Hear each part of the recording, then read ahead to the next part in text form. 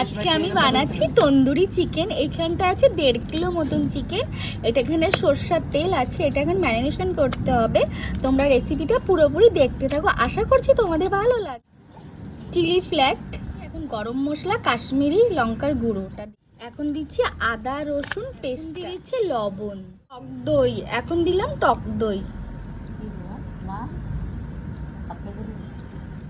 চিকেনের মশলাটা দিয়ে দিলাম।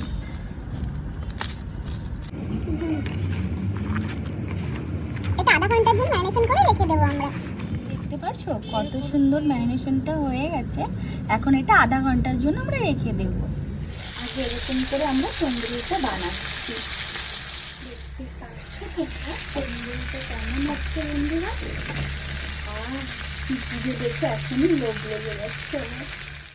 আশা করছি তোমাদের দেখে পছন্দ হয়েছে আমাদের তন্দুরি চিকেনটা।